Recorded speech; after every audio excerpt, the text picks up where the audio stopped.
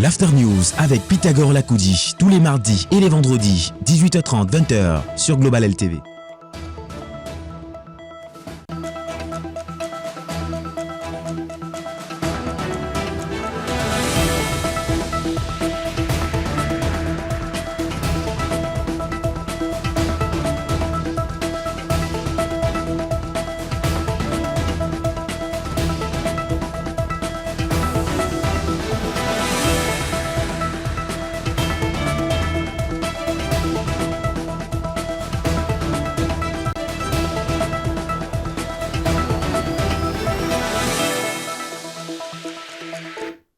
Affaire des faux décrets présidentiels de la Cameroun Radio Television par un individu se présentant comme porteur d'un pli émanant de la présidence de la République a suscité une vive émotion au sein de l'opinion publique grâce à la vigilance des responsables de la chaîne nationale. Ces documents frauduleux annonçant notamment la nomination d'un vice-président de la République et un remaniement gouvernemental n'ont pas été diffusés, évitant ainsi une possible crise institutionnelle. Dans le cadre de cette édition de l'After News, deux questions majeures nous intéressent. Faux décret présidentiel, tentative de déstabilisation des institutions de l'État. Et en deuxième partie de cette émission, faux décret présidentiel révélateur des luttes de pouvoir autour de la succession de Paul Biya. Mesdames, Messieurs, pendant 90 minutes, nous allons entretenir sur ces deux questions essentielles.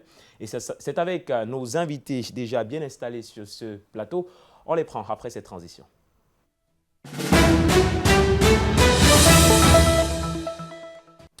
Une fois encore, bonsoir à tous, mesdames, messieurs. Très heureux de vous retrouver dans le cadre de cette édition de l'After News qui, bien entendu, signe son grand retour sur les antennes de Global L Télévision. Vous êtes nombreux à nous regarder ce soir et c'est un plaisir pour nous. Nous avons sur ce plateau, mesdames, messieurs, je le disais, des invités triés sur le volet qui vont nous aider à comprendre ces questions essentielles qui ont été posées tout à l'heure. Je vais bien sûr commencer par présenter le président du nouveau mouvement populaire, le président Bandakani. Bonsoir président, c'est un plaisir de vous retrouver. Merci d'avoir honoré votre invitation. Bonsoir téléspectateurs fidèles à Global TV. Bonsoir à vos équipes techniques. Bonsoir particulier à mes co-panélistes. Et un bonsoir à vous-même. Merci de m'avoir invité. Merci président d'être sur notre plateau. Juste à vos côtés, nous allons présenter le docteur Nyamsi Poudi, cadre du Parti uni pour du Peuple uni pour la rénovation sociale, le PURS. Bonsoir docteur, très heureux de vous retrouver également. Bonsoir Pythagore, je reçois le bonsoir du président Bandakani. Vivement bonsoir à celui que vous aurez le soin de présenter tout à l'heure. Toute la grande planète médiatique du Cameroun est secouée. Nous allons en découdre, nous allons en décrypter, apporter les droits de réponse, fustiger, vilipender, s'insurger contre les ombres tapis dans l'ombre et bien évidemment démêler les fils et les chevaux pour dire qui a raison, qui a tort. Nous sommes dans une république qui se veut franche. Les Camerounais doivent savoir la vérité et la vérité doit triompher. Tel est le vœu de cette population. Et c'est notre vœu également ce soir dans le cadre de cette émission. Nous présentons donc le troisième invité de l'After News. Il s'agit du président Célestin Djamène, président du parti APAR. Bonsoir président, merci d'être sur notre plateau ce soir. Bonsoir mon cher Pythagore, bonsoir mes co-panélistes, le président Bandakani, le docteur Nyamsi, et merci pour l'invitation. C'est un plaisir, président, d'être avec nous sur le plateau également. Nous allons donc entrer dans le sujet qui nous rassemble ce soir. Et je vais bien entendu donner la parole d'abord au président Célestin Djamène pour ouvrir cette émission. Président, nous avons suivi l'actualité tous ensemble et il y a cette affaire qui revient. Un individu aurait été pris à la CRTV tenant un décret portant nomination d'un vice-président de la République et nomination d'un nouveau gouvernement. Déjà, quelle est l'impression, quel est le sentiment que vous avez eu en tant que Camerounais, en tant qu'homme politique, surtout d'entendre que dans notre chaîne nationale, un document apportant les sceaux de la présidence de la République puisse se trouver à ce moment précis là-bas et qui puisse être intercepté? Je suis assez circonspect, je suis assez mitigé sur ce qui s'est passé il y a quelques jours à la CRTV. Vous-même avez utilisé l'expression « un individu », ce qui est quand même dans notre langage quotidien un mot assez chargé. Je ne vais pas plus loin.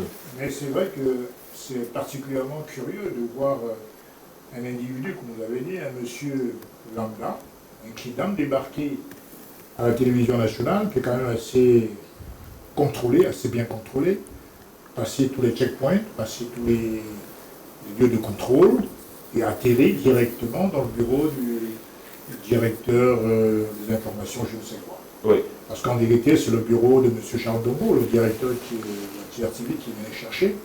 Donc je suis déjà assez surpris qu'un inconnu, parce que jusqu'à présent, on ne sait pas exactement qui c'est.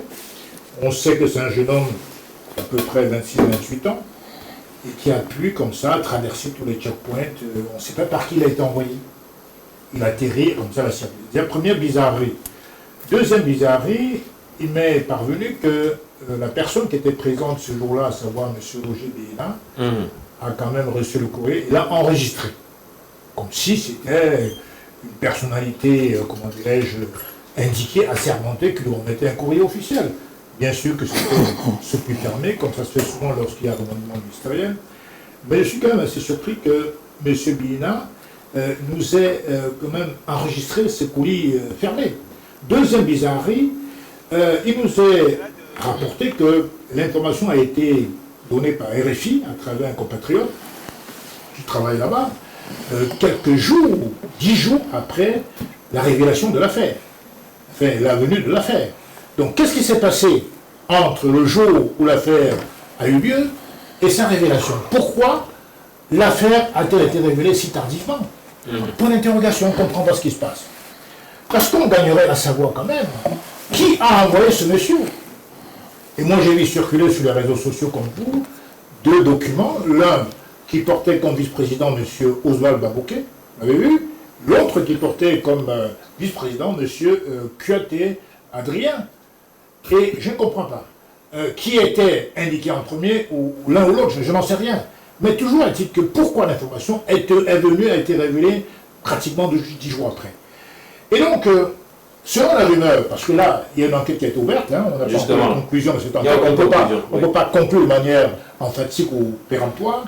Néanmoins, des rumeurs ou informations qui nous parviennent, il semblerait qu'effectivement, c'est une guerre de succession qui se prépare depuis longtemps d'ailleurs, c'est pas nouveau, au sein de la biasphère, si je dis, du président de la République, et qui fait qu'il y a des camps que vous connaissez sans doute, hein, ça c'est des rumeurs, c'est pas à mon avis. Je ne connais rien. Et le fait qu'aujourd'hui, c'est pas un péché de connaître en tant que journaliste, c'est le contraire qui me surprendrait. Je parle de rumeurs, je dis pas de rumeurs. Donc en vérité, c'est extrêmement bizarre, il faudrait qu'on sache au moins quel était le détail de ce gouvernement, qui était ce gouvernement remanié. Là au moins on pourrait savoir, avoir une tendance de qui a commandité quoi.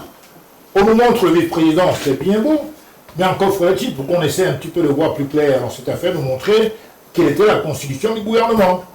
On pourrait un peu départir quelles étaient les tendances en ce gouvernement. Donc, en vérité, je crois que tout le monde sait qu'il y a un schéma administratif, une ligne administrative, un circuit officiel par lequel circulent des décrets d'une telle importance. On sait que le président décrète, il envoie au GPR, qui lui attribue un numéro officiel. Le GPR, quand c'est un document très important, le fait convoyer à la CRTV, si c'est le cas, par une délégation de gendarmes et les gens de la DSP. Et ensuite, quand ça arrive, on essaie de trouver le REC, le rédacteur en chef ou un directeur d'information, en l'espèce M. Béhéna apparemment, et puis ensuite il y a la diffusion. Mais celui qui reçoit le courrier doit remonter toute la file, voir d'où est parti le document. Et dernière bizarrerie, je me rends bien compte que M. Charles Dongo, quand il a été alerté par son collaborateur, M. Béhéna, tient informé non pas celui qui doit être informé, puisqu'il est au Cameroun, et puisque c'est son travail, M. le SGPR, mais il appelle plutôt le DCC, le directeur du cabinet civil. Donc tout ceci me confronte à penser qu'on a besoin vraiment très rapidement que les conclusions de cette affaire soient connues. On ne peut pas continuer à s'amuser avec l'image de l'État ainsi. Imaginez-vous un instant que cette lettre aurait été lue ou diffusée à la CRTV. Et puis c'est les ambassades qui seraient au courant, c'est les marchés qui allaient dans tous les sens, et puis le président viendrait pour éteindre le feu. Ce qui est impensable, qui est désastreux, ce qui serait désastreux pour l'image du Cameroun. On a un cas, je termine, c'était le ministre Mbappé, c'était il y a quelques années, où le président dans l'avion a appris qu'un de ses ministres en exercice avait été embarqué en Kondengui. Comprenez? Donc c'est des choses vraiment extrêmement graves qui sont passées, et j'espère vraiment que les conclusions vont arriver le plus rapidement possible. Merci, Président Célestin Djamène, pour ce privilège. Docteur Niamsi, je vous donne également la parole. Il faut rappeler que ces événements interviennent dans un contexte où le président de la République du Cameroun est en visite privée du côté de la Suisse avec toute sa famille. On a le sentiment selon lequel, en l'absence du chef de l'État, certaines personnes se sont dit, bon, le président n'est pas là, autant mieux dérouler ce qu'on a déroulé, quitte à faire exploser le pays, quoi. Ce sont ceux qui connaissent l'agenda personnel du président qui tentent à vouloir introduire le Cameroun dans ce qu'ils auraient appelé un agenda caché par eux-mêmes. Ils ont leur calendrier. Courant 10 juin au 20 juin, les Camerounais ont placé une commande dans un journal, un mensuel africain, pour ne pas le citer, que le président était très malade et qu'il serait très malade dans un hôpital. Retenez bien mon ton narratif et le temps que j'utilise. Nous avions tous recouru pour aller chercher le journal. Nous avions vu les supputants. Vous parlez de Jeune Afrique. Un journal mensuel africain. Moi, je n'aime pas souvent citer lorsque l'éthique et la déontologie du journalisme sort du cadre pédagogique et didactique enseigné dans les écoles de journalisme. Donc, citer ce mensuel m'amène à remettre en question ma formation. Alors, j'ai parlé de courant 10 juin, 20 juin. Ça a pris tous les sens. Et directement, après cet événement, parlant du président de la République, qu'il serait malade, 4 à 5 jours après, je vais dire entre le 25 au 30, vous avez une rumeur qui sort qu'on aurait eu un faux gouvernement, on aurait eu une notification sans passer par le journal officiel, sans passer par les canaux républicains et régaliens qui annonçaient un vice-président et par la suite un gouvernement. Nous avons souvenance que c'est comme ça que beaucoup de ministres de l'opération Épervier ont été épinglés sans que le président ne soit au courant. Parfois lors de ses visites, privées ou officielles, les personnalités de la République se sont retrouvées à la barre et sont mis en mandat de dépôt. Le cas Bapes en est une illustration. Il aurait fallu que le président descende de l'aéroport et dit qui a donné cette instruction. Ça aurait été le cas d'un autre ministre, dont une rumeur avait couru, qui devrait se présenter. C'est-à-dire ils sont comme ça 2 à 3 membres du gouvernement, où certains journaux ont demandé, y compris un ministre d'État, qu'ils étaient attendus devant les procureurs pour parler de l'affaire Martinez-Ogo. Vous voyez donc à quel moment, au Cameroun, puisqu'on n'est pas en train de vouloir punir certaines personnes restent dans une impunité, ils pensent au pouvoir, au prix, je ne sais de quoi, au dit, je ne sais de quoi, prendre l'opinion publique en otage par des informations dissimulées de ça et là.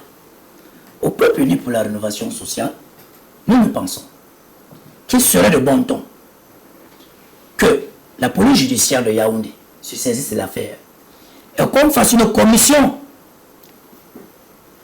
mêlée du secrétaire d'État à la défense sur sa série de renseignements judiciaires pour qu'on interpelle quiconque a touché ce pli pour qu'on puisse nous dire de quoi il est question réellement. Nous avons une police scientifique au Cameroun qui peut regarder les empreintes, qui peut analyser, détecter et mener une ouverture d'enquête pieuse et sereine pour qu'on donne les parts de responsabilité à tous les niveaux. Voyez-vous, ce n'est pas la première fois que cela se passe à la CIATI. Vous savez qu'Adel Mbala à Tangana a été suspendu de ses fonctions pour une information que selon elle, d'après certaines sources, pensait que c'était la bonne information. Tout à fait. Et que, selon la direction centrale, elle n'était pas une bonne information. Elle a payé de ce genre d'acte. Pourtant, elle était en pleine antenne. Et les collaborateurs ont apporté une information pareille. Elle était la seule à être sanctionnée. Vous vous souvenez, toujours sur ce cas de figure, un compatriote camerounais qui, dans son journal, avait parlé de la présidence de la République comme s'il était mieux introduit, parlant du bilan de santé du président, parlant de que le président n'arrive plus à tenir debout, que le président ne sera pas prêt pour les campagnes présidentielles. Est-ce que vous avez vu ce compatriote et son journal être inquiété? Il est dans de bon temps que ceux qui ont passé le temps à dire au président d'avoir la tempérance et de ne pas taper le poing sur la table sont ceux-là qui sont en train toujours d'hésiter, de faire et de vouloir nous mener dans ce chemin. Donc, ils sont les seuls à le connaître. Alors, Président Badakali, je vous donne la parole à présent. Est-ce que, Président, on a le sentiment que tous ces événements, parlant principalement de ce faux décret, est-ce qu'on n'a pas le sentiment que des personnes tapis dans l'ombre, qui certainement, parce qu'il faut se dire les vérités, celui qui allait avec le document n'était peut-être que la face visible de l'iceberg, il était peut-être porté par des personnes peut-être haut placées et tout ça. Quelles sont les véritables intentions, de votre point de vue, des personnes qui agissent sous ces formes-là? Est-ce que c'est une déstabilisation de l'État? Et je le disais tout à l'heure, le président de la République est en déplacement du côté de la Suisse. Est-ce qu'on s'est dit, en l'absence du chef de l'État, on doit mettre, on doit créer, on doit déstabiliser les institutions? C'est un coup d'État manqué. Je ne sais pas pourquoi vous prenez des gants, vous faites des élégances, des symphonies. C'est un coup d'État manqué qui a échoué. Et c'est d'autant plus grave que les présumés auteurs de ce coup d'État sont les proches des proches du chef de l'État. Ah bon? C'est parce que vous voulez dire pas ah bon. Je vous dis ce que je suis en train de vous dire. Justement, Président. Voilà. Ce sont des proches du chef de l'État. C'est un coup d'État. Et tout à l'heure, mes prédécesseurs, mes précédents ont dit un ensemble de choses. Le président Djamène a mis sur la table un ensemble d'éléments. Monsieur Poudi a mis sur la table un ensemble d'éléments. D'abord, on peut factuellement revisiter le processus qui conduit à M. Robert Bina et se poser des questions. La CITV est sécurisée. C'est un endroit sécurisé pour des raisons que nous connaissons tous. C'est là-bas où on lit, le poste national, on lit des informations capitales et majeures pour le pays. Dites-moi comment M. Sitchom a traversé le dispositif de sécurité pour arriver à M. Bina. Des informations que nous avons dit qu'il était accompagné. Ce courrier avait été accompagné. Donc, pour traverser le dispositif de sécurité, il fallait qu'il soit accompagné, comme ça se fait habituellement. Il faut bien comprendre cette affaire. Comme ça se fait habituellement. Donc, on n'est pas dans le jeu. On n'est pas dans le jeu. Ça, c'est un. De deux, ce que vous appelez vos vrais faux décrets, il est seulement faux parce que ça ne vient pas du président. Mais en dehors de ça, il a tout pour être un vrai décret. Tous les éléments qui font qu'on appelle un document d'authentique étaient sur le document. Donc c'est l'œuvre de personnes aguerries qui ont l'habitude, qui sont les maîtres de la chaîne, n'est-ce pas, qui d'habitude, n'est-ce pas, conduit ce type porte ce type de courrier. Donc, à partir de là, les choses sont claires et simples. Tous les documents qu'on nous a montrés avant, c'était des documents trafiqués pour faire diversion. Puisqu'à partir du moment où on vous dit que je laisse de côté les raisons, le président Djamel l'a souligné, les raisons pour lesquelles M. Chandongo a choisi d'appeler directement à Genève M. Ayolo. Donc à partir de ce moment-là, ça veut dire que Genève avait aussitôt l'information. Aussitôt. Oui. Aussitôt l'information. Ce qui devait nous amener à comprendre que aussitôt l'information dans les mains des hautes autorités à Genève, pour ne pas créer la panique, pour préserver un ensemble de choses, on a décidé de gérer la situation. Le gouvernement n'est pas dehors, parce qu'il y a un gouvernement. Justement. Et les informations disent que ce gouvernement est à peu près à 90%. C'est celui qui est là. Celui qui doit sortir. Celui qui est là, non, les gens qui sont là. Il n'y a pas eu de grand changement. Ce n'est pas anodin. Ce n'est pas anodin. Ce gouvernement est pour l'instant, est caché. Mais ce qui est mis en avant, c'est le vice-président, le poste de vice-président. Allez donc savoir pourquoi. Mais si on est un peu intelligent, on comprend ce qui se passe. Dites-nous ce qui se passe. Donc on est simplement en train de gérer la situation de manière à ne pas faire paniquer le pays, simplement. Ça veut dire que la situation étant sous contrôle, on gère. D'autant plus que je vous dis que ce sont des proches. On est même dans la famille présidentielle. Ce sont des proches qui sont à l'œuvre là. On a l'impression que vous avez des noms, président. Je ne citerai pas par respect pour les enquêtes qui sont en cours, mais moi je dis ce que je dis, je les assume. J'assume ce que je dis. Donc, comme c'est comme ça, il faut protéger. Donc on gère. C'est normal qu'on puisse gérer, je ne dis pas que c'est mauvais, mais on gère. Donc, c'est un coup d'État qui a raté. Parce que vous ne pouvez pas me démontrer les conséquences. Vous ne pouvez pas nous... Personne ne peut prévoir les conséquences. Une fois que ce décret avait été lu, s'il avait été lu, parce que c'était le président jamais dit que le président aurait pu rattraper. Mais rien n'est sûr. Rien n'est sûr parce que le moyen qui sont utilisés quand vous forcez un vice-président, ce n'est plus pour obéir au président. Tout à fait. C'est plus pour obéir. Donc il y avait une suite. La neutralisation du chef de l'État par tous les moyens. C'était la suite. Puisqu'on est en train de forcer ça même manifestement. Ça c'est un. De deux,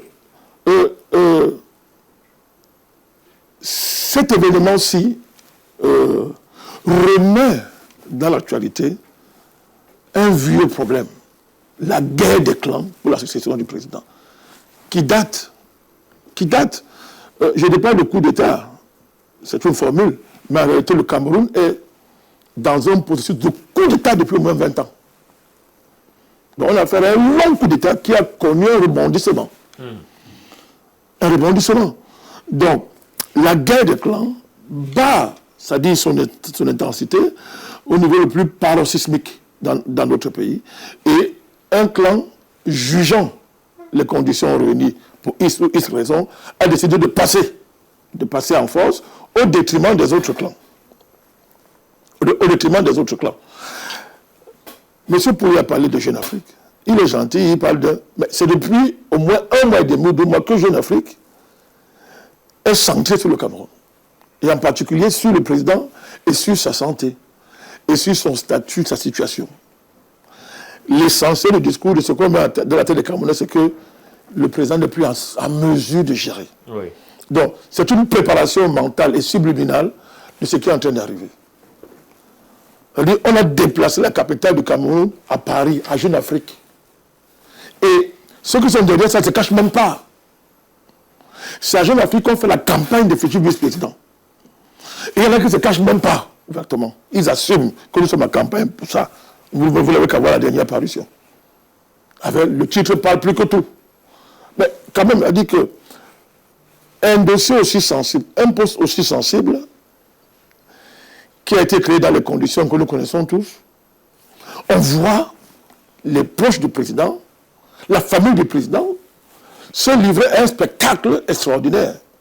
Et c'est clair, là maintenant on peut parler, c'est public. Vous vous souvenez de la guerre publique entre M. Franck Biya et Gilbert Banla, qui a amené le secrétariat d'État de ce pays à s'auto-saisir, puisqu'il n'a jamais dit qu'il avait porté plainte contre M. Banla. Mais dites-moi pourquoi, une fois, alors que le secrétaire d'État s'est auto-saisi de l'affaire, pourquoi plus tard il s'est pratiquement auto-dessaisi encore? Qu'est-ce qui s'est passé? Bien, M. Banla a été convoqué, il a dit, il demande un test d'ADN.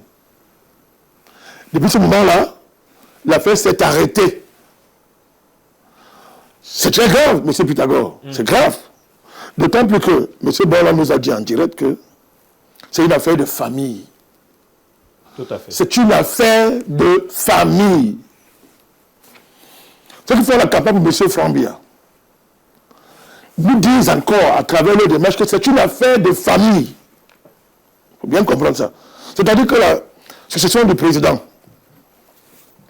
est devenue un bien, un enjeu familial. Ce n'est plus un enjeu camerounais. Ce n'est plus un problème du peuple camerounais qu'on a écarté devant tout le monde par ce type de procédé. Il faut vous voir les étapes. La première étape, c'est de vous dire que ça ne vous concerne pas. Ça ne concerne personne au Cameroun. Donc ne vous mêlez pas à ça. C'est une affaire d'abord de famille, ensuite, famille élargie en clans. Et ces différents clans-là tournent tous autour du président. Une fois qu'on nous a imposé ça, on est passé à la phase supérieure. Un clan dit maintenant, nous on prend l'affaire. Pour X raison, X raison. Et une campagne a été déclenchée au niveau international. Jeune Afrique, qui je rappelle, est un outil diplomatique de l'État français. Jeune Afrique est un outil diplomatique de l'État français. Donc, monsieur, c'est la France qui est à l'œuvre. Et personne ne peut me démontrer le contraire. C'est la France qui est à l'œuvre. Puisque tous ces gens sont des Français. Ces gens sont des Français. Donc, voilà le contexte dans lequel cette affaire-là est arrivée. Notre pays est dans une situation sérieusement inquiétante. Nous marchons sur un fil. Et il y a une grande mer en dessous. Sur un fil. La situation est inquiétante. Donc moi, je rejoins mes compagnons. Mais il faut mettre l'eau dans tout ça. Les Camerounais ont le droit de savoir ce qui s'est passé réellement. Il s'agit de notre pays. L'enjeu de la vice-présidence, ce n'est pas une affaire de famille. Ça ne peut pas être une affaire de famille. Ça ne peut pas être une affaire de clans qui ont gravité autour du président depuis que le président dirige le Cameroun. Ce n'est ni la lettre ni l'esprit même de tout le processus qui a conduit à l'avènement de ce poste-là. Sinon, ça serait passé autrement. Mais quand vous lisez cette affaire, il y a même, on peut le dire, on a démocratisé ce poste-là. Puisque quand vous voyez les conditions pour l'être, on l'a tellement simplifié. Donc si c'était une affaire de famille ou de clan, on aurait verrouillé l'affaire autrement. Donc, c'est ça, c'est grave. C'est un putsch, c'est un coup d'État manqué. Et vous avez le droit de savoir les tenants et les aboutissants. Pour terminer, M. Sitchom, c'est un paravent, vous l'avez dit. Et il n'est pas un illuminaire, c'est un fonctionnaire. Tout à fait. C'est un fonctionnaire. Bon, ensuite, un membre engagé d'une certaine église réveillée, qui a pignon sur lui à Yaoundé, et dont on connaît les pasteurs. Pour ne pas dire plus que ça. Merci, Président Madakani. Célestin Djamel, justement, depuis que cette affaire a commencé, il y a des noms, des lanceurs d'alerte, des individus ont commencé sur les réseaux sociaux à interpeller certains individus qui seraient à l'origine de cet acte visant à déstabiliser nos institutions. Et ça va un peu dans tous les sens. Il y a des vérités, il y a des contre-vérités. Est-ce que vous avez le sentiment aujourd'hui, c'est vrai que le président Madakani l'a dit tout à l'heure, est-ce que vous avez le sentiment aujourd'hui que le Cameroun traverse l'une des périodes les plus sensibles de son histoire politique et que si rien n'est fait, le pays risque peut-être dans les mois à venir à sombrer? Ce n'est pas ce qu'on souhaite, il faut le préciser. Mais il faut quand même dire que le Cameroun est sur le fil rouge depuis 1984. Ah, c'est pas maintenant. Je dirais même 83. Il a raison. Je tiens à vous rappeler qu'en 83, Il a raison. il y a eu des escarmouches assez vibrants et vivaces entre l'ex-président Amadou Ahidjo et le président Paul Biya. Parce que Ahidjo voulait faire passer le protocole d'État, faire passer le président de la République après lui. C'est-à-dire que pour les cérémonies protocolaires, le chef de l'UNC, actuel RDPC, viendrait après le président de la République. Donc il y avait déjà une rupture assez évidente qui s'est culminée à Garoua lorsque M. Pobiya est allé chercher la liste chez son mentor, le nouveau gouvernement, et que rentré sur Yaoundé, le président Pobiya tout simplement déchirait cette liste. Et puis le point d'orgue, c'était naturellement 84, le coup d'État manqué, le 6 avril. Je pense qu'à cet effet, le président Balakani a tout à fait raison, le mot a été bien choisi, de parler d'un coup d'État manqué. On a connu les coups d'État militaires, tout le monde le sait, en Amérique du Sud, en Afrique, un peu partout.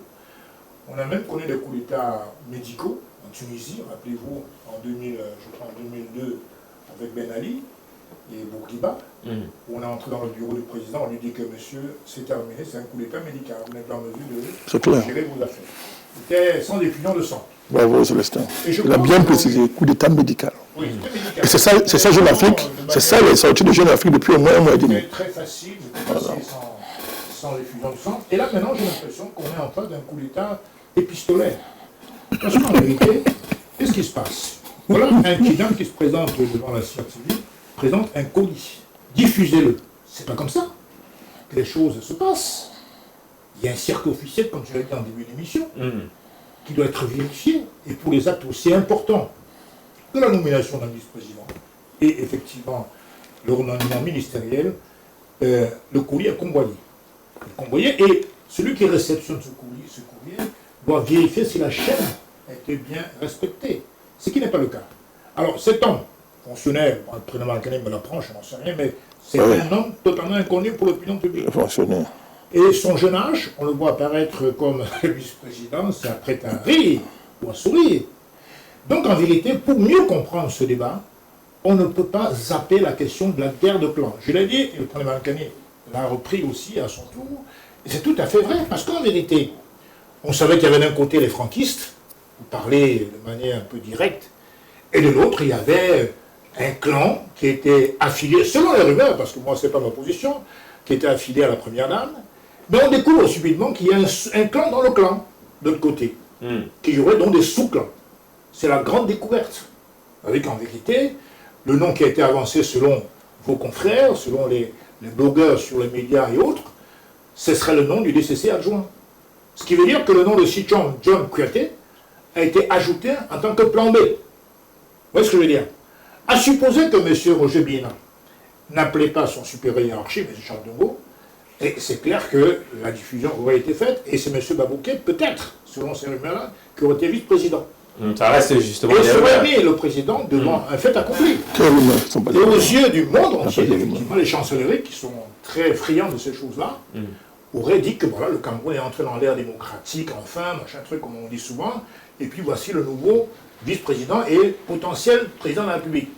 Mais effectivement, c'est un coup d'État épistolaire, mais je voulais quand même rappeler que, effectivement, on parle de Béchi Ben Yamed, fondateur de Jeune Afrique, que la France peut-être est réseautée à travers Jeune Afrique, mais d'abord, je me réjouis que l'influence de la France en Afrique, et en particulier le Cameroun, a été réduite quasiment à néant. Et vraiment, tous les panafricanistes doivent s'en réjouir. Aujourd'hui, la France est chassée comme un malpropre, et c'est bien mérité, par l'AES, que je soutiens, parce qu'en vérité, la France, dans ses relations depuis 1943 avec l'Afrique, même avant 1943 avec l'Afrique, était une relation de prédation. Donc aujourd'hui, je mets quiconque au défi de me démontrer que la France peut encore avoir une petite influence au Cameroun. C'est impossible. Et surtout pas avec M. Paul Biya, qui est un équilibriste hors pair. Et un homme aujourd'hui que je soutiens. Pourquoi? Parce qu'en vérité, de tous les présidents panafricains, on va dire, plus ou moins présidentiels de par leur régime, je crois que c'est le plus subtil. Et c'est important pour un pays. Je crois donc que le président Biya, il a dit en 1996, Cameroun était la chasse gardée de personne. Alors, je vous relance, président Célestin Djamène. Le président Paul Biya, vous le décrivez justement comme étant un panafricaniste, oui, par vos propos, et c'est d'ailleurs ce qui fait en sorte que vous le soutenez. Si donc le président Balakani nous parle de la mainmise de la France dans ce qui s'est passé dans cette histoire... Je vais démontrer encore. Justement, dans cette histoire de faux décret présidentiel, est-ce qu'on a l'impression que le système administratif camerounais est donc infecté par, pour reprendre encore les mots du président Balakani, ce qu'on appelle l'endocolona, c'est-à-dire que des agents français dans l'administration de notre pays qui roulent pour les intérêts de la France? Non, j'entends par endocolona les Occidentaux à la peau noire, qui ne roulent plus vraiment pour la France. La France n'a plus les moyens de sa politique en Afrique. La France est revenue un pays quelconque d'Europe déjà. Ils sont même derrière l'Autriche dans le classement européen. Donc, la France a des velléités, bien entendu. Le président Balakani a raison, c'est-à-dire qu'elle tente toujours de faire quelque chose. Mais je ne pense pas qu'elle puisse aujourd'hui encore influencer le président Paul Biya. C'est impossible pour moi. Peut-être pas le président, mais à travers les Même comme ceci. Oui, à travers maintenant les endocolons ou les gens, les nègres à la peau noire, à la peau blanche. C'est vrai qu'ils ont l'esprit tellement rabougri pour certains. C'est-à-dire qu'ils visent d'abord leurs intérêts à eux. Ils ne voient pas le Cameroun. C'est des petits groupuscules. Mais le Cameroun, de par sa tête, le chef de l'État, ne peut plus se soumettre à la France. La France ne peut plus rien imposer. C'est impossible. Vous avez vu ce qu'on a fait à Bolloré il y a quelques années avec Cyrus Gore? C'est génial. Quand vous arrivez au port de Douala, vous voyez comment c'est lumineux, c'est brillant, c'est magnifique. C'est qu'il y a la démonstration que les Camerounais, quand ils se mettent au travail, peuvent faire mieux que ces colons, si j'ose dire. La France ne peut rien au Cameroun, rien faire. Qu'elle tousse, elle verra ce qu'elle va subir. Et vous voyez ce que le chemin qu'a pris l'AES. Donc, c'est ça qu'on est en train de prendre aujourd'hui. Et quand je dis que le président Biya est panafricaniste, ce n'est pas une lubie, ce n'est pas un caprice sémantique ou intellectuel. Moi, je pense vraiment que la France ne peut plus tenter, vouloir imposer quoi que ce soit en Afrique. Jeune Afrique prend son argent à qui il veut, joue son petit jeu, mais Jeune Afrique n'a plus les moyens de faire quoi que ce soit ici. Alors, dans ce jeu-là, il y a des gens qui sont à soi. Il y a deux camps. Je l'ai redit tout à l'heure. Oui. Si vous voulez comprendre ce débat-là, il faut savoir que ça part, la racine, c'est les clans qui existent.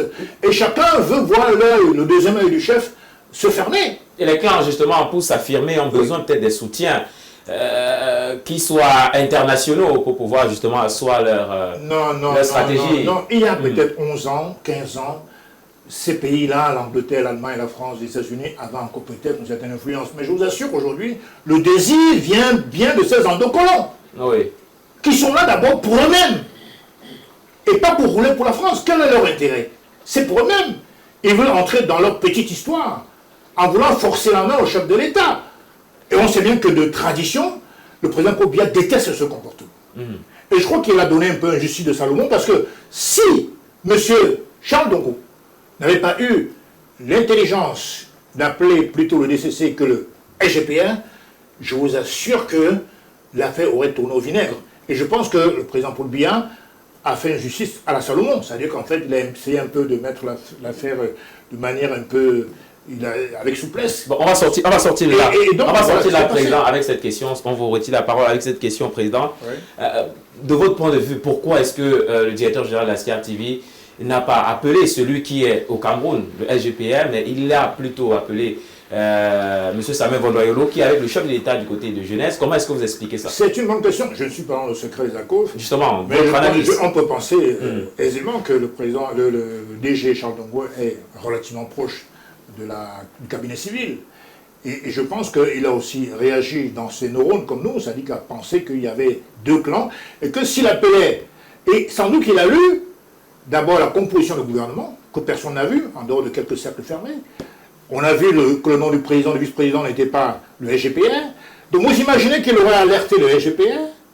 Évidemment, le plan aurait foiré, puisque le SGPR se sera vu écarté, aurait interdit la diffusion. Donc, il voulait s'assurer qu'effectivement, peut-être, que l'information venait de l'autre camp.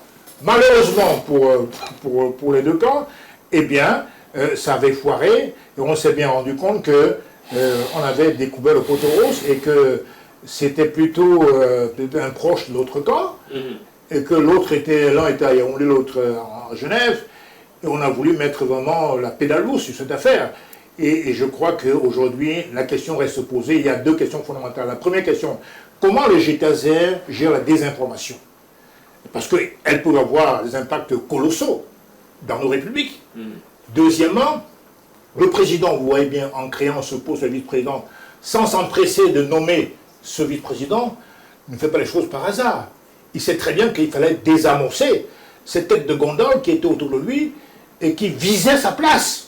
Donc en créant un poste de vice-président, il leur disait, de manière un peu subliminale, c'est terminé, maintenant je contrôle mon dauphin, je contrôlerai mon dauphin.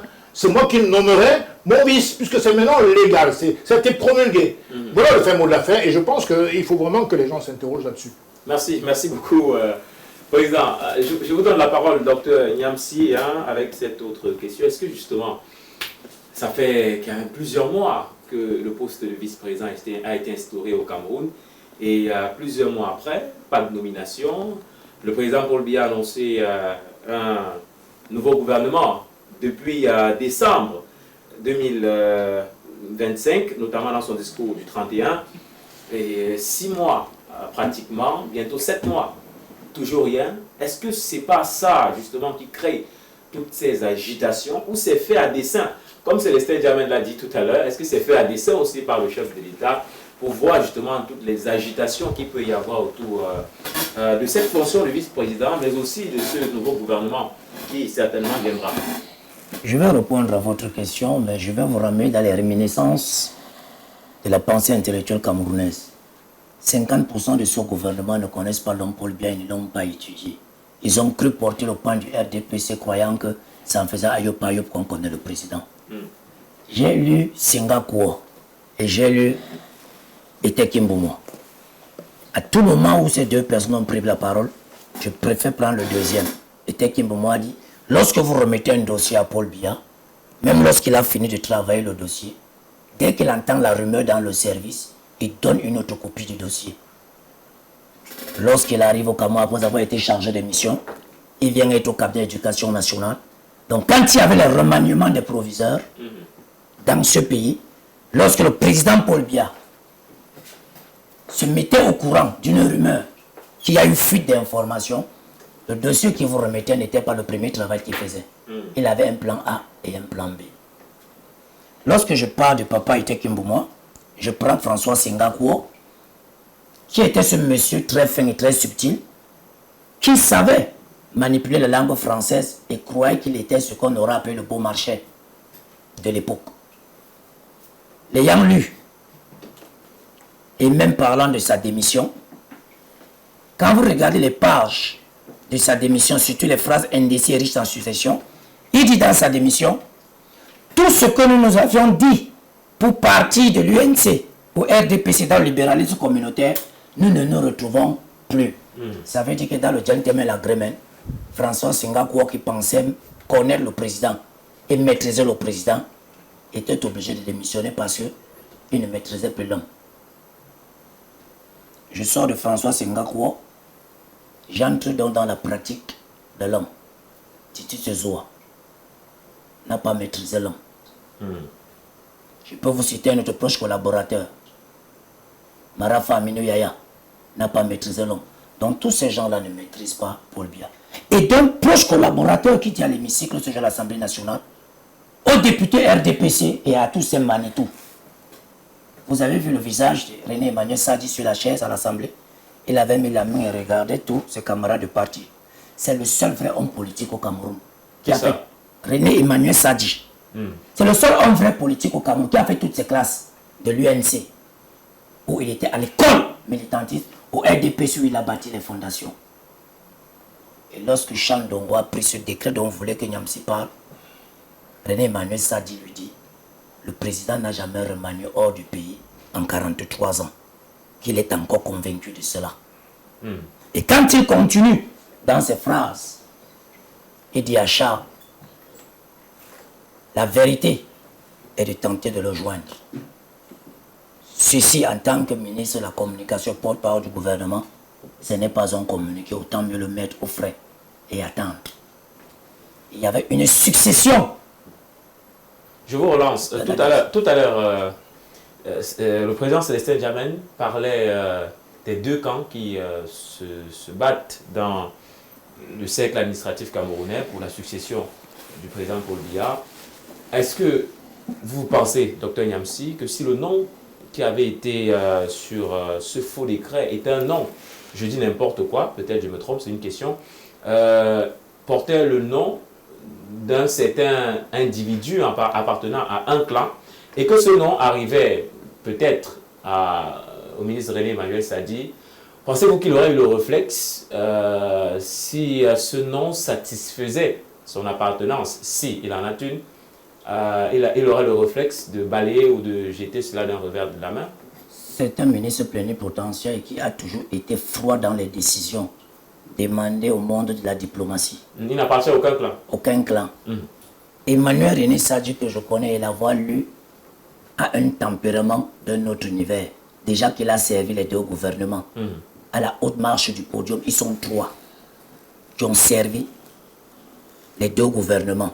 Il y a qui d'autre? Les deux régimes, autant pour moi. Merci Léni. Les deux régimes. Et il reste le dernier des Mohicans, ayant servi les deux régimes, tant dans le parti que dans la fonction publique. Ce que je viens vous dire tout de suite, ce que je viens de vous dire, c'est que vous savez quand est-ce que Adolphe Moudjiki a été enlevé directeur de la SNH? Dites-nous. Et que le président Paul Biya très loin à Genève a demandé qu'il n'avait jamais signé cela. Et que sa délégation de pouvoir et de signature n'avait pas pion sur rue sur toutes les entreprises d'État du Cameroun. Et il y avait même déjà eu un conseil d'administration et on organisait déjà une passation de services. Un journal camerounais avait même déjà écrit et le quotidien national voulait déjà imprimer. C'est pour vous dire que beaucoup de gens testent encore l'homme Biya. Je vous l'avais dit sur votre plateau, que Biya parle en quelques jours, en beaucoup de jours. Et tous ces discours, je suis parmi ces jeunes Camerounais ayant lu ces discours, je vous ramène sur l'allégorie du discours et l'image avec Roger Mila. Je vous verrai, avait été dit en quelle année? Lors d'une Coupe d'Afrique des Nations en 1984, il était vécu en costume tout blanc avec une paire de lunettes. Il a nommé ambassadeur itinérant 26 ans après. Je peux rentrer toujours, tout en vous disant, le président Paul Biya n'a jamais oublié ceux qui servent véritablement ce pays. Et lorsqu'il vous oublie, parce que dans sa rancune la plus profonde, il vous écarte, mais vous met quelque part, vous n'êtes plus proche du pouvoir. Ce coup d'État, comme le dit le président Badakani, nous n'avions que vécu cela dans 3 pays. Abou Begueba, qui s'est retiré pour Monastir, le président de la Mauritanie, qui a subi cela, coup d'État sans effusion de sang, le président gabonais, coup d'État sans effusion de sang, mais sauf que le Cameroun est différent de tous ces pays parce que le président Paul Biya salue 6 personnes au bas de la passerelle avant de prendre son avion. Chacun a ce qu'on appelle une ligne de conduite envers le Cameroun. Et chacun est appelé au téléphone pour savoir comment va le Cameroun. Mais c'est à son absence quand même que tout ça s'est passé. Comprenez bien ce que je vous explique. Le président Paul Biya salue 6 personnes au pied de la passerelle. Et chacun a une consigne, une ligne à tenir à son absence. Maintenant, je ne suis pas de la DGRE. Je ne suis pas du cabinet civil. Mais je vous ai donné des indications. Le président Paul Biya, quand il sort de son Cameroun, il salue 6 personnes au pied de la passerelle. Donc, et chacun, parlez personne. comme le téléspectateur à la maison va comprendre. Mais lorsqu'un père a 6 enfants dans une maison et qu'il doit faire un voyage ou un chasseur, et après chaque enfant à son tour et cause avec cet enfant, et après les salue tous à 4 h du matin avant de partir, ça veut dire qu'à chaque enfant, il laisse une consigne. Justement. Très bien. Si les Camerounais ont compris cela ainsi, à chacun de comprendre donc le coup d'État a été déjoué par des personnes qui n'étaient pas impliquées. Parce que les personnes qui étaient impliquées dans le coup d'État ont cru faire un secret de polichinelle. Et c'est ce que le professeur Nyamding Messaga disait, c'est à l'intérieur de la maison qu'il y aurait un coup d'État scientifique. Heureusement, l'équation s'est arrêtée en route. Il manquait une personne, une pièce de puzzle. C'est la seule personne dont le téléphone n'a pas sonné lorsque Charles a appelé. Et personne ne sait pourquoi. C'était quelle personne, Dr Yamsi? Demandez à Charles Ndongo. Non, mais vous ne pouvez pas venir dire que Charles Ndongo a appelé quelqu'un, vous ne donnez pas le nom de la personne. Charles Ndongo a pris son téléphone, il a appelé. Qui? Alors il y a une personne qui n'a jamais été jointe. Justement, c'est qui? C'est la question qu'on devrait poser au directeur de la CRTV, qui n'a pas répondu à son appel. Parce que les enquêtes sont en cours. Et vous estimez que c'est cette personne qui n'aurait pas répondu au téléphone qui est... Vous ne me sortirez pas cela de la bouche, car les paroles que je prononcerai sur votre plateau peuvent être utilisées à bon escient, mauvais escient contre moi. Je vous dis, lorsque René Emmanuel Sadji est descendu, parce que la lettre est déposée à la radio au 17 h pour la célèbre musique, et elle remonte en bas la 2. Regardez le transport utilisé de la maison de la radio pour en bas la 2. Et arrivé en bas la 2, Charles était-il au bruit, n'était-il pas? Que les enquêteurs nous disent. Ça a donc trouvé Charles. Charles a appelé qui? D'abord son ministre de tutelle. Après le ministre de tutelle, qui est-ce qu'on a appelé? Le téléphone n'a pas sonné avant d'appeler le DCC. C'est là la véritable question. Merci. Merci, docteur Nyamsi. C'est vous qui nous informez qu'on aurait appelé avant d'appeler le DCC. Je reviens vers vous, Président Bandakani, avec cette question.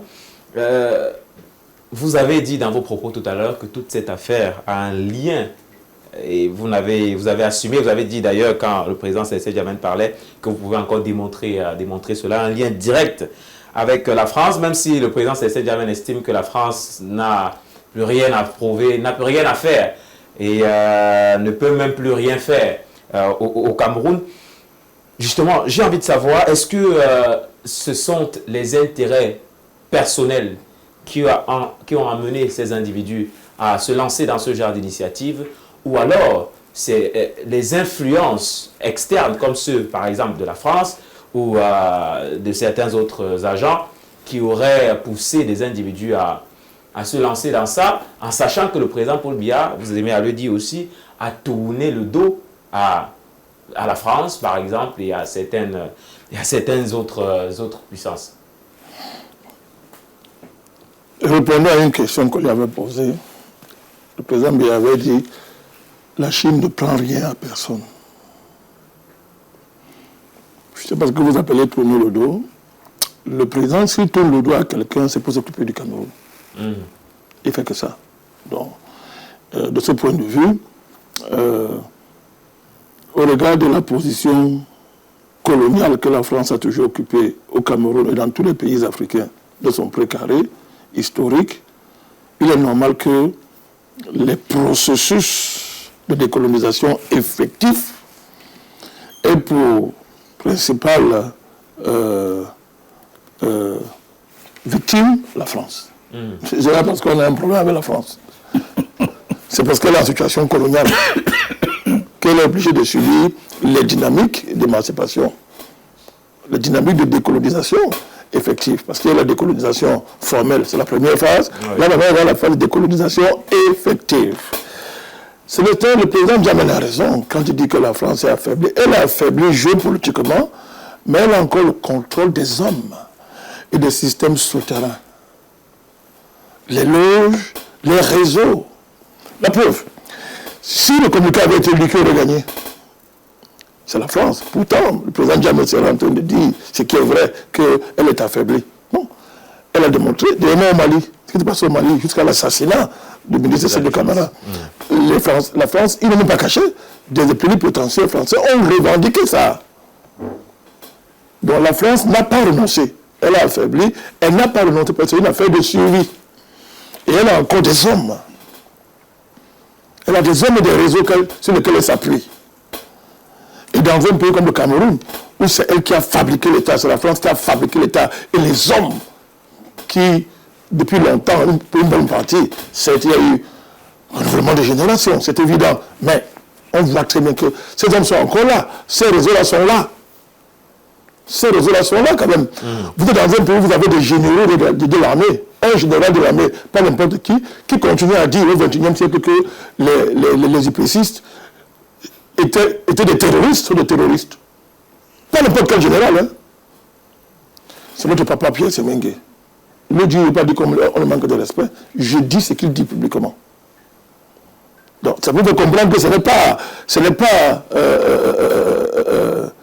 c'est une dialectique. Extrême affaiblissement géopolitique de la France, oui. Mais ne pas nier le fait qu'elle a encore des ressources et d'influence et qu'elle ne cesse pas d'utiliser. La preuve, on a fait de Jeune Afrique, c'est-à-dire Paris, la capitale des décisions importantes du Cameroun maintenant.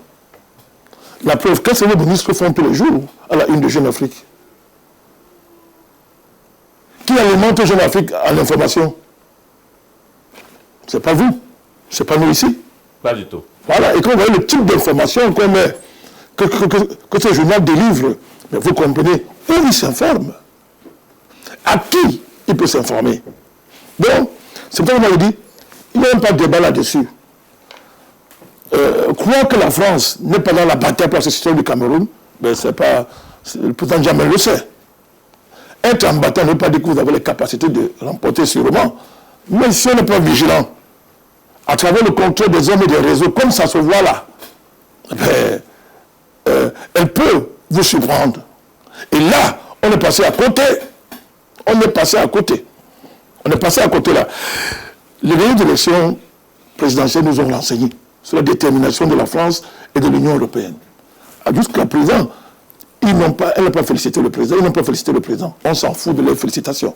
Mais en diplomatie, ça veut dire quelque chose. Quand vous le félicitez par un président qui a été élu, ça veut dire que vous êtes en bataille contre ce président. Vous êtes en train de dire que comme tu ne sais pas nos intérêts, nous on ne te reconnaît pas, on va se battre. Et on a vu comment la France et l'Union européenne, ils ont accompagné la crise post-électorale. Ils l'ont accompagné ouvertement, ça veut dire que sans se cacher. Pas fini. Donc, ce sont des réalités. Ce sont des réalités. Donc, je suis d'accord avec le président Jamel, mais je lui baisse seulement un ensemble d'éléments sur la table pour qu'on reste extrêmement vigilant. Vigilant à ce niveau-là. Bon, il n'y a pas deux clans. Il n'y a pas deux clans. Il y a plusieurs clans en ligne. Si vous prenez seulement Jeune Afrique, là ils font leur campagne. Vous avez le clan du secrétaire général Ferdinand Gongo, vous avez le clan qu'on appelle le clan Nanga. Je n'aime pas beaucoup ce mot à connotation tribaliste, mais bon. Nanga.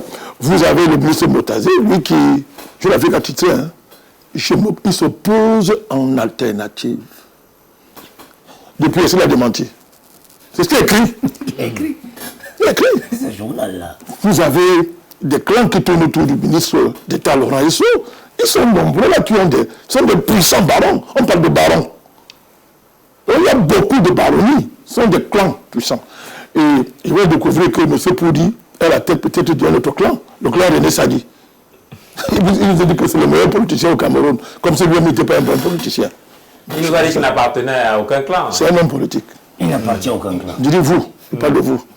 Lui, c'est un homme politique, non? Justement. Mais quand il dit qu'il n'y a aucun homme, que c'est le meilleur homme politique au Cameroun, quand il n'y a pas d'homme politique, il a dit que lui n'est pas un homme politique.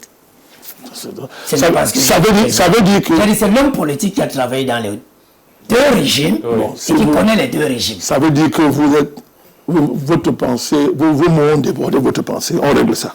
C'est bon. Parce que moi, je me demandais si vous dites que vous n'êtes pas un homme politique. Non, je suis un homme Mais politique. président, il faut dire qu'il a dit que René Emmanuel Sadi n'appartient à aucun clan qui se dispute. Pourquoi vous faites ça? Bon, vous voulez satisfaire, gérer votre plateau. Il a dit ça. Qu'au Cameroun, il n'y a même pas un homme politique qui veut ça. Il a dit. C'est pas écrit, hein? Vous avez pourtant cité René Emmanuel Sadi comme étant parmi ceux qui... Non, j'ai dit que j'ai découvert que M. Poudé est devenu son directeur de campagne. Parce que vous avez vu comment il a parlé de lui. Quand vous dites que quelqu'un est le meilleur homme politique, qu'il n'a pas un homme politique comme lui dans un pays, Dans le RDPC, mais là, vous précisez. dans le RDPC. Non, c'est pas bien précisé. Dans le RDPC qui connaissent le président. Vous avez précisé. Quand vous avez l'émission à la maison, vous allez voir. Mais ce n'est pas un problème. Attends, c'est pas un problème. J'étais seulement en train de vouloir vous démontrer que, vous dites qu'il y a beaucoup de clans. C'est en bataille dans cette situation-là. Et c'est le problème du Cameroun. C'est le problème du Cameroun. Pourquoi est-ce qu'on continue ça? Mais est-ce que tous ces gens qui disent que la société du président leur appartient, ils en sont dignes? Est-ce que leur parcours dans leur fonction font des personnes dignes? Est-ce que quand on regarde le président place ce pays au niveau géopolitique, au niveau international, ces gens-là sont dignes? Et ils sont dignes. Donc c'est un problème. Vous pouvez pas dans un pays découper le pays en morceaux et que partout il y a des chefs de clan qui défient le chef de l'État tous les jours, qui le mettent en cause son autorité. Mais ce pour dire, c'est pas la première fois que... Je vous dis que ce coup d'État, je dirais le plus long coup d'État depuis moins de 20 ans, c'est le président Jamel. Elle est remontée en 1984, donc tu as dit 83, d'ailleurs, juste titre d'ailleurs. Mais ça n'a jamais cessé. Je vous dis qu'il y a eu des coups d'État dans ce pays qui n'ont pas été rendus publics. Je vous dis ça, vous le savez. Ce n'est pas tout qui sont rendus publics. Bien sûr. Le président échappait à beaucoup de choses. Donc nous, on voit comment dans un pays, les gens s'organisent en plein jour pour arracher le pouvoir de l'État, pour prendre le pouvoir par la force. Mais attends, on parle de quoi là? C'est clair de politique ça. Et tous ces gens-là qui sont en première ligne, durant tout magistère public se sont caractérisés par des comportements inacceptables qui les disqualifient d'office. Il faut le dire, ça ne va pas de le dire, monsieur. Tous? C'est tellement un qui n'a pas. Tous sont dans des gates, des scandales, des crimes. Bon, ça veut dire qu'au Cameroun, c'est ça qui fait de vous un potentiel successeur. Il y en a même qui nous disent que le seul projet qui les qualifie, c'est qu'ils sont fils du président. Mais attendez, on est où là? On peut quand même le Cameroun, je vous rappelle que monsieur le président, il avait les enfants. Hein? Il avait les enfants. Tout à fait. Et il y avait des prétendants autour de lui. Hein? L'information dit même que son épouse même était contre son choix. Mais il a pensé au Cameroun, il aurait pu dire que ce sont mes enfants, j'ai des enfants. Mais il faut quand même qu'on se ressaisisse, c'est notre pays, monsieur. C'est notre pays. Et là, on voit comment le président a été isolé et comment il nous a drogués à l'antibianisme primaire depuis des années. Il est isolé, encerclé. Et nous, on nous écarte. Et nous, on attend que le vice-président tombe du ciel. Mais quand il serait là, il vient faire quoi? Quel est son projet? On conduit notre pays où? Il vient assister le président. Où? Tu peux assister le président? En forçant sa main? En s'auto-nommant? Si le papier s'écrit assistant du président, oui. Mais pour eux, ce n'est pas ça. Ils ne viennent pas assister. Ils arrachent le pouvoir.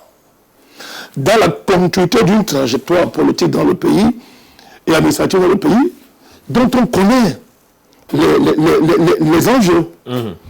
Dans ce pays, le président a décidé que le port de Douala devait devenir, le terminal à conteneurs devait revenir au Cameroun.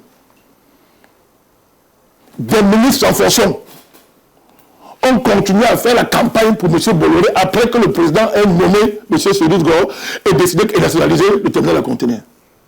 En plein jour, utilisant leurs médias, essayant d'arrêter le directeur général du port, etc.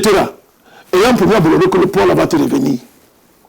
Aux yeux et aux yeux de tous, on décide qu'il faut que RGS quitte le port pour incompétence. Pour ne pas dire plus.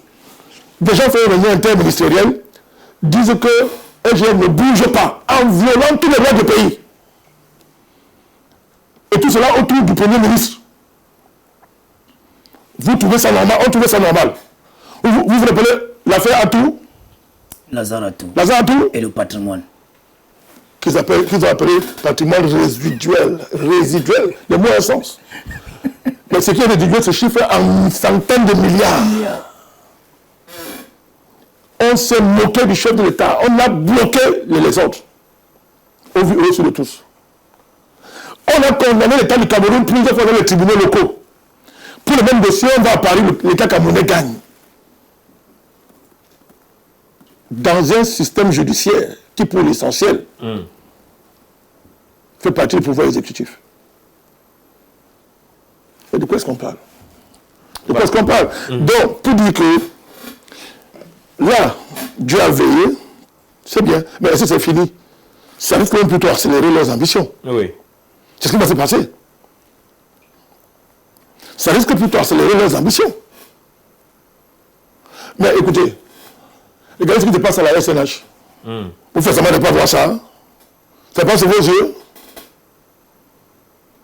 Mais c'est ce que demande en tout de voir. Est-ce qu'on dirige un pays comme ça? C'est comme ça qu'on manage un pays. Et ce sont ces gens-là qui veulent remplacer le président par la force, par des coups d'État. Donc, vous allez chuter par la prison. Ce qu'on vit là doit nous interpeller tous. Notre pays, pour ne pas faire dans l'alarmisme, négocier un tournant important. Et le président a besoin de nous. Il a même tendu la main. Il a même dit qu'il a besoin qu'on l'aide. À partir du moment où on s'est trompé, du moins, une certaine opposition, parce que moi, ça fait plus de 20 ans que je dis que ça se joue à l'intérieur du pays.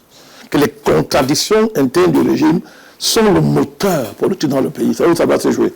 C'est écrit, c'est dit, je l'ai dit, j'ai assumé tout ce que ça m'a coûté. Bon, je dis, qu'est-ce qu'on voit? L'opposition classique personne ne suit la ligne. Tout le monde est lâché, tout le monde est débordé. D'ailleurs, nous sommes déjà partisans avec le clan, en vue de la prise de pouvoir. Même ils attendent le vice-président.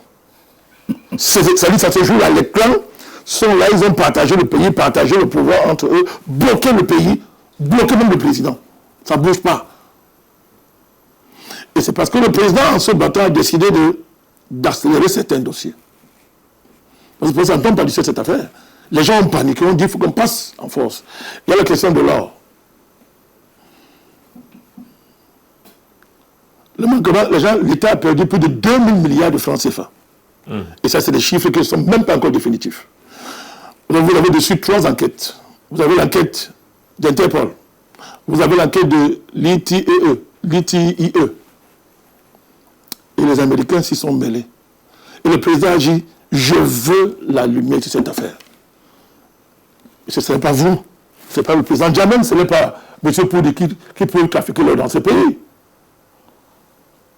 Ce sont des gens qui sont au sommet de l'État et qui sont couverts par une espèce d'impunité de fait. Parce qu'ils sont au cœur du pouvoir qui font ce genre de choses. Vous y avez les officiers supérieurs, les réseaux, vous avez les proches du président. Vous savez, j'étais général de la Sonami, nous a dit, hein, il a dit que l'or sort par l'aéroport. Il a dit, sort par l'aéroport et par la douane. C'est lui qui nous a dit ça, de Sonami. C'est pas vous qui gérez la douane. On sait qui gère la douane. Ne m'interrompez pas, je vais terminer. Qui gère la douane. Vous avez l'affaire Martinez-Zogo et ses derniers développements. Quand on commence à projeter les vidéos dans un tribunal militaire, ça veut dire que qui vous dit qu'on n'a pas... On va aller jusqu'au bout en termes de projection. Ça effraie des réseaux puissants. Vous avez l'affaire EGS, où un ministre des Finances nous dit, à travers le scandale des droits de fausses déclarations d'importation, c'est lui qui a fait l'enquête, hein. Personne ne lui a demandé. Il nous a informé qu'il a fait une enquête où le préjudice réel subi par l'État va jusqu'à 3 000 milliards de francs. On a clôturé l'affaire, on a condamné EGS à verser seulement 2 milliards d'amende. On a licencié les cadres soi-disant impliqués. Mais, vous vous rendez compte ce que ça veut dire? Je ne parle pas de candidates, des différents deals qu'il y a dans ce pays. Donc, dès que la machine présidentielle se met en branle pour que les gens répondent de leurs actes, mais ils vont réagir. Ils vont réagir. Mais, et si les gens ne peuvent pas répondre de leurs actes, il n'y a plus d'État. Il n'y a plus de gouvernement, il n'y a plus de pouvoir. Donc, on est dans un engrenage là qui est dangereux. Mais comme j'ai toujours eu foi en mon pays, je sais qu'ils vont toujours échouer. Merci, Président Badakani. On va rapidement prendre la deuxième thématique de cette émission. Ce sera sans transition et je vais relancer le président Célestin Djamène sur cette question justement de succession. C'est vrai que nous avons déjà parlé de ça, mais j'aimerais qu'on marque justement un moment encore sur ce sujet. Est-ce que ce faux décret justement est révélateur des luttes de pouvoir autour de la succession du président Paul Biya? Et je vous pose la question, quand tous ces clans se battent, et on a l'impression que le président de la République est pris dans cette bataille, puisque il n'y a pas de décision jusqu'ici qui pourrait sonner le glas de ces batailles-là autour de sa succession. Vous avez l'impression que quels sont les enjeux réels de tous ces clans qui ont été créés autour du président de la République et quelles sont les fins de ces personnes-là qui se battent pour prendre le pouvoir au Cameroun? Le goût du pouvoir. Simplement le goût du pouvoir. Déjà, parce qu'en vérité, je ne vois pas de noblesse dans ces appétits voraces. Je crois qu'il y a beaucoup de goût de pouvoir là-dessus. Certains disent que c'est parce que certains ont commis l'État. Je vais vous répondre. Je vais vous répondre. Très des casseroles. Le président Biya est un président très mystique. Il a une approche très mystique du pouvoir. C'est un homme qui aime prendre son temps. C'est un homme qui aime jouer aux équilibristes, qui aime confondre les gens. Ils aiment les confondre. Vous croyez qu'il est ignorant qu'il y a des clans depuis au moins une dizaine d'années derrière lui, qui attendent, qui ferment l'œil, les deux yeux, pour s'emparer tel un charognard du pouvoir. Il le sait. À l'heure où je vous parle, Pythagore, le président Biya sait qui a fait ce faux. Il le sait. Mais la détente est lente de sa manière de fonctionner. Le président Biya est un président particulièrement subtil, subliminal. Tout à l'heure, Dr Yamsi disait qu'il saluait 6 personnes au pied de l'avion, avant de prendre l'avion. Par transfert de comparaison, je dirais que le président Biya, vous savez qu'au Cameroun, il y a 5 services de renseignement. 5. Vous avez la CEMIN, vous avez le Conseil permanent de la sécurité, vous avez la DGRE, vous avez la DGSN, vous avez la DST. Chacun gère son couloir. Vous n'allez pas imaginer à quel point, pas mieux, autour du Cameroun, il y a des coups d'État partout. Même au Congo, même au Gabon. En dehors de 84, sauf au Cameroun, depuis près de 40 ans, 42 ans déjà. Ce n'est pas le fait du hasard. C'est aussi le fait de la subtilité du management machiavélique, pas dans le mauvais sens, dans le sens de Machiavel, le théoricien de la chose politique, dans le sens machiavélique du système du pouvoir. Donc, ne soyez pas surpris qu'il peut passer même 3 mois en Suisse sans que rien ne se passe. Il sait qui a fait ce feu. Il maîtrise toutes ces choses-là. Je vous le dis.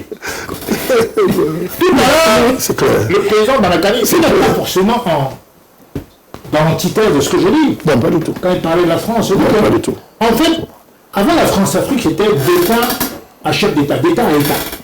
Aujourd'hui, c'est d'État à individu. Vous voyez qu'en fait, il y avait des généraux, des personnes qui sont au cœur de la structure de l'État, qui, pour leur gloire, leur gloriole personnelle, acceptent de l'argent.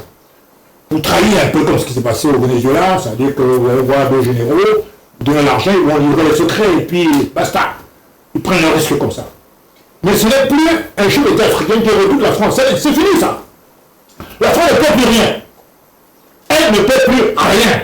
Mais, je voudrais ici rendre hommage au président Banakani parce qu'il a beaucoup œuvré aussi pour la conscientisation des chefs d'État de l'émancipation africaine, parce qu'en vérité, il y a eu un média à l'époque, que j'ai parfois participé aussi, et on a fait un travail de fond, et en particulier Banakani.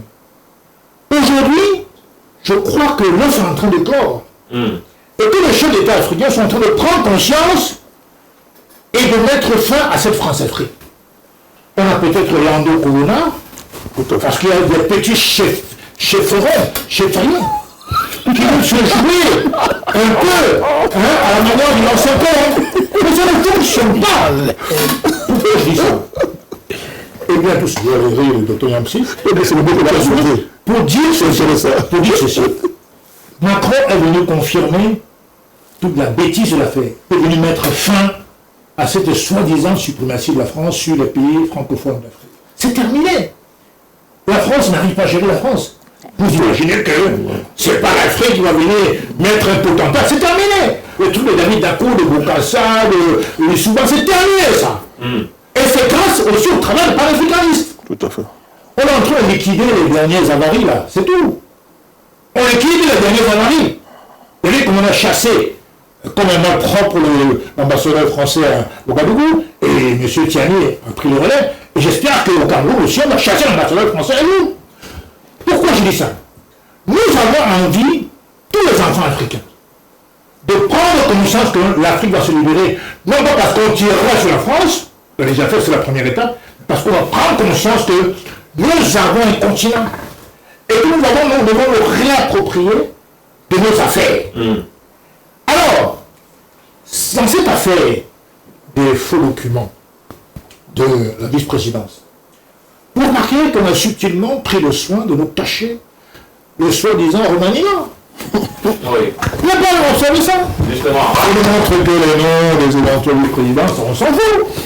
Encore que ce serait le coup d'État le plus soleil, le plus bête d'Afrique, du monde. Un coup d'État qui porterait sur la vice-présidence. Mais quel trouvaille. Et selon vous, pourquoi est-ce que vous imaginez de révéler justement les documents relatifs au nouveau gouvernement?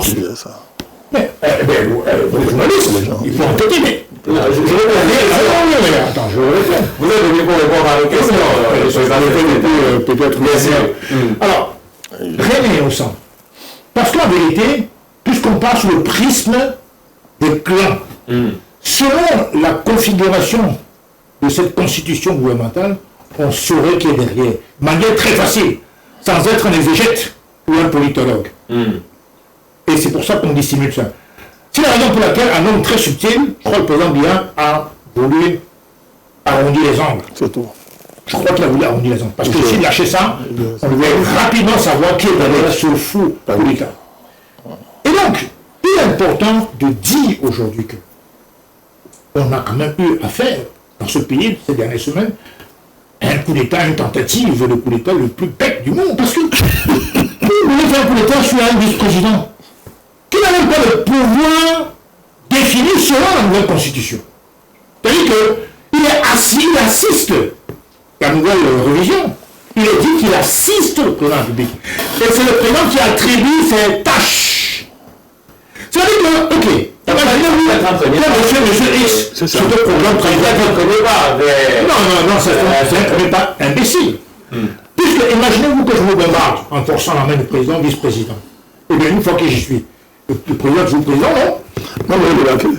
Le président devient président. Puisqu'il va le débarquer. Donc, on le débarque en 24 heures. On va le débarquer. Et qui rend honte? C'est tellement imbécile. Ou on fait les choses à moitié, ou on fait les choses globalement, ou on ne le fait pas. Le coup d'État, c'est le coup d'État de la magistrature suprême. Ce n'est pas le coup d'État, comment dirais-je, à mi-chemin. Il faut dire au même moment, je vous relance juste le président Célestin Djamé, il faut dire au même moment que ça se déroule quand le président de la République n'est pas au Cameroun. C'est quoi, on peut avoir l'impression que c'est un premier pas, peut-être pour neutraliser le chef de l'État qui n'est même pas sur le sol camerounais. Non, il faut comprendre qu'on veut se jouer. On pense que le président Biya est, comment dirais-je, perméable à la pression. C'est justement un homme qui a toujours affiché un comportement contraire. Ça veut dire que le président soit à l'extérieur. Je rappelle que la guerre contre Boko Haram a été lancée de Paris. La guerre, la déclaration de guerre. Dans le bureau de l'Élysée.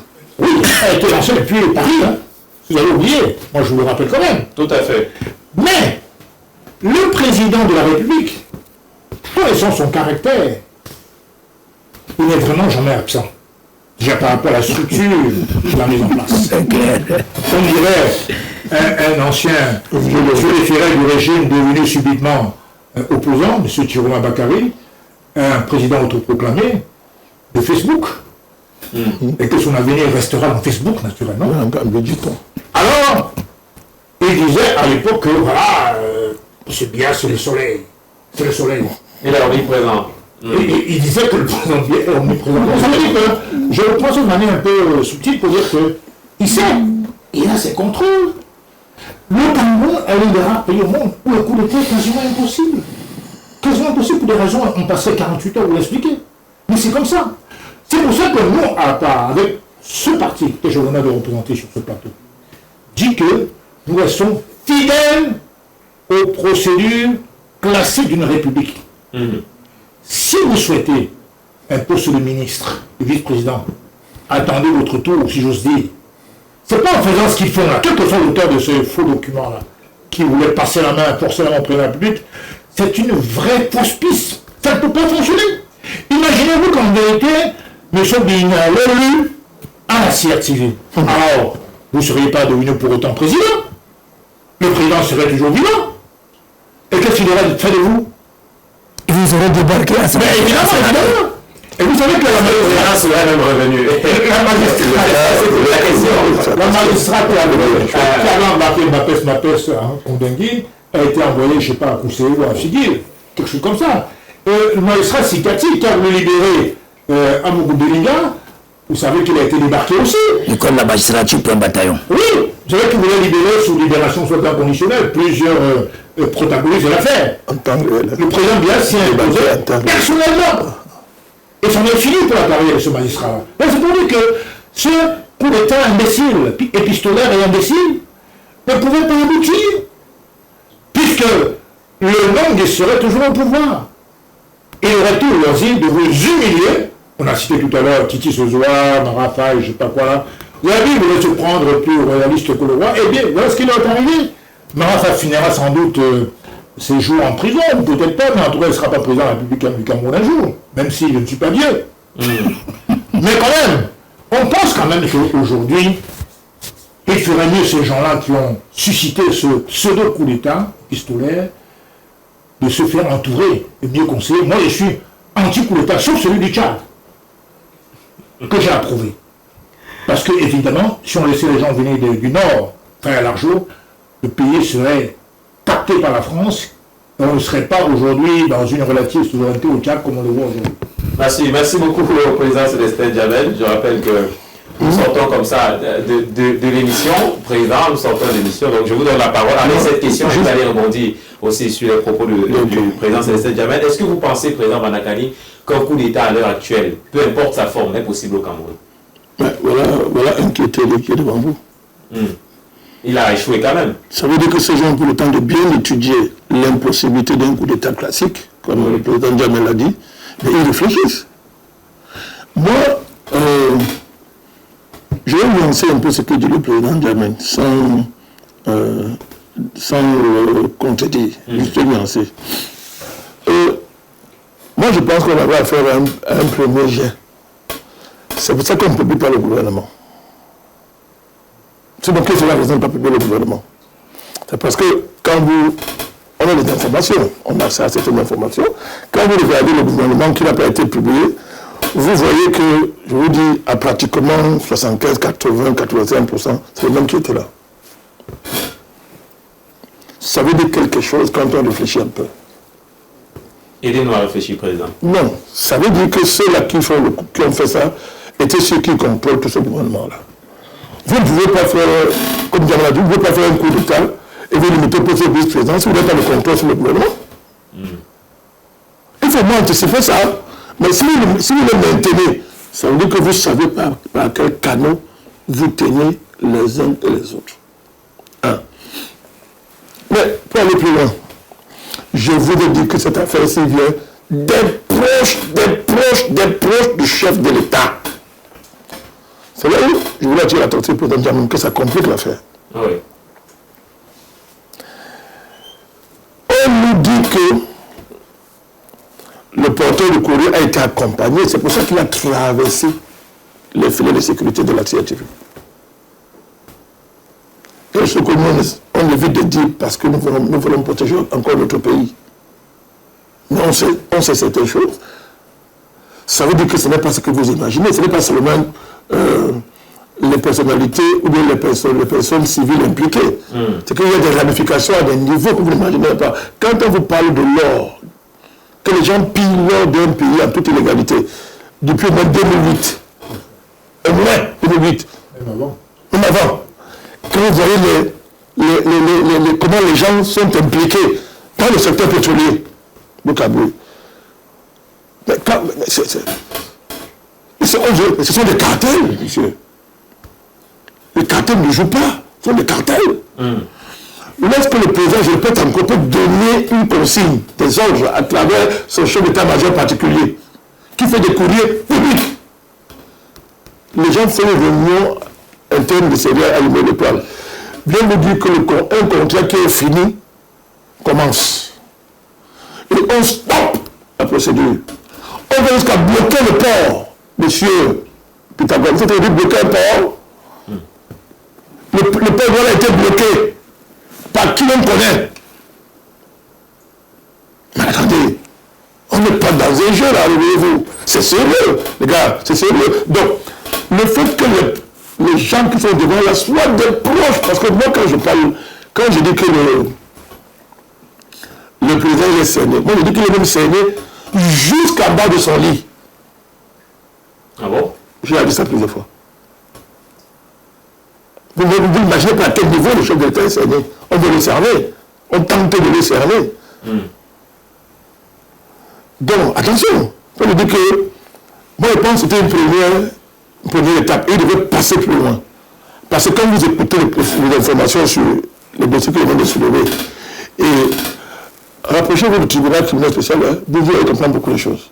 Rapprochez-vous du tribunal criminel spécial. Vous allez comprendre pourquoi on est arrivé à un niveau où ça passe, où ça casse. C'est le président, ou ce sont eux. Ben, sauf que comme tout à l'heure, M. Poulet a bien développé, ils ne connaissent pas à qui ils ont affaire. Ils ne connaissent même pas le pays qu'ils gouvernent. Attention, pourquoi vous voulez gouverner un pays, il faut quand même savoir, il faut se renseigner profondément sur le pays, il faut l'étudier profondément, parce qu'un pays, ce n'est pas seulement ce qui gouverne, il y a des forces dans un pays qui ne gouvernent pas, mais qu'on peut pas marginaliser. Il y a des forces dans un pays qu'on peut marginaliser, mais il y a tout ça. Donc moi je dis, la démonstration présente jamais, je la partage, mais je voulais approfondir, c'est pour dire que faisons attention. Il faut banaliser ça, c'est sérieux, parce que ça implique des clans de pouvoir qui sont autour de l'État et qui sont très proches du chef de l'État. C'est en cela que cette affaire-là est profonde. Merci beaucoup, Président Bandakali, Dr Yamsi. On sort de l'émission avec vous, il nous reste pratiquement 3 minutes. On va donc vous donner ces 3 minutes-là pour sortir de l'émission.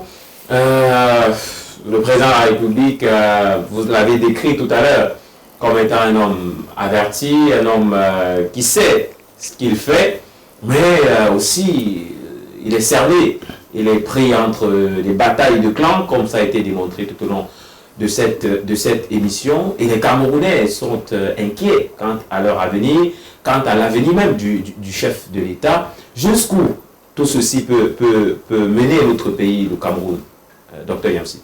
La moitié du gouvernement camerounais n'était pas à la prestation de serment du président Paul Biya en 1982.